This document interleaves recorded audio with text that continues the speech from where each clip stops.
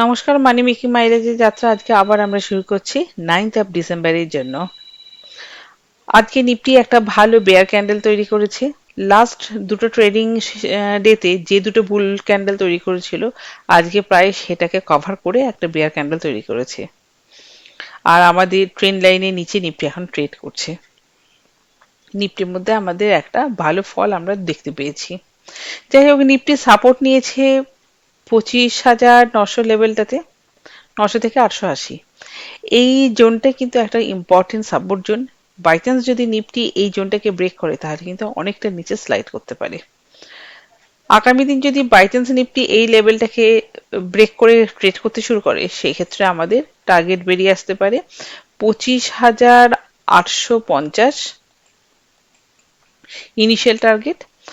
এমনকি আমরা 25,700 এই লেভেলটাতেও দেখতে পেতে পারি। এই লেভেলটাতে একটা ডে টাইম ফ্রেমে গ্যাপ তৈরি হয়ে রয়েছে, নিফটি হয়তো এই গ্যাপটা ফিল আপ করার জন্য যেতে পারে। আপাতত আমরা 25,850, 25,800, 25,700 এই সমস্ত টার্গেটগুলোকে ধরে চলতে পারি। আমরা নিফটিতে বাই ইনিশিয়েট করতে পারি তখনই, বাই চান্স কোনো ক্রমে যদি নিফটি 26,000-এর লেভেলটার ওপরে ট্রেড করতে শুরু করে, অন্তত দুটো বুল ক্যান্ডেল যদি নিফটি 26,000-এর লেভেলটার ওপরে ক্লোজ হয়, সেই ক্ষেত্রে কিন্তু আমরা ট্রেড ইনিশিয়েট করতে পারি। অবশ্যই ট্রেড ইনিশিয়েট করার জন্য আমাদেরকে 26,020 এই লেভেলটাকে ব্রেক করতে হবে। 26,020 লেভেলটা ব্রেক করলে তখনই আমরা ট্রেডে ঢুকবো। আমাদের তখন টার্গেট বেরিয়ে আসতে পারে 26,100, 26,150 ইত্যাদি লেভেলগুলো। আমরা এখন স্টকে কোনো রকম এন্ট্রি নিচ্ছি না, না ইনভেস্টমেন্টে, না ডে ট্রেডিং এ।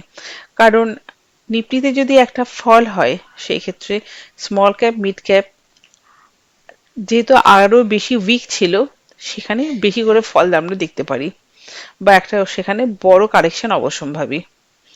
আমরা এখন সেল করে কাজ করতে পারি। সেল করে কাজ করার জন্য আমার পিক হচ্ছে উইপ্রো। উইপ্রো আমরা 263 থেকে 263.3 বা 30 এই লেভেলে সেল করতে পারি। আমাদের সেল হয়ে গেলে স্টপ লস হিসাবে মেনটেন করব 264.5 এর লেভেলটা, আর টার্গেট হিসাবে বেরিয়ে আসবে 260, 257.5 এই দুটো লেভেল।